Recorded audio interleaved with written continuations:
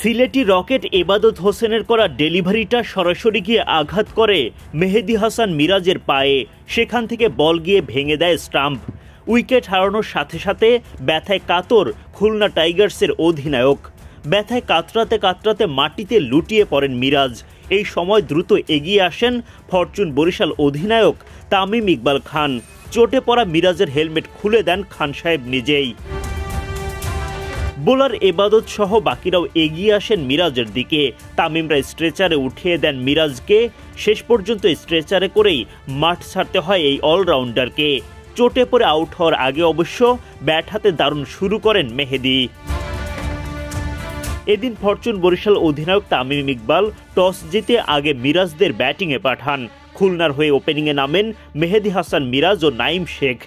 18 বলে 3 ছক্কা 1 চারে 29 রান করে এবাদতের বলে উইকেট হারান মিরাজ। মিরাজের বিদায়ের পর অ্যালেক্স রসের সাথে জুটি গড়ে তোলেন নাঈম শেখ। আগ্রাসী মুডে ব্যাট চালাতে থাকেন নাঈম। ফাহিম আশরাফের বলে টানা 3 বাউন্ডারি হাঁকিয়ে 50 পূরণ করেন নাঈম। টানা জোড়া ছক্কা ও 4-এর পর ফাহিমের বলে উইকেট হারান খুলনার এই ওপেনার।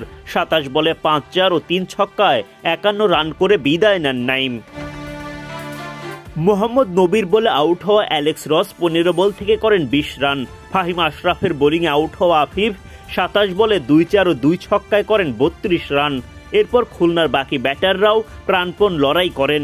সব মিলিয়ে বরিশালের বিপক্ষে চ্যালেঞ্জিং টোটাল পায় খুলনা টাইগার্স।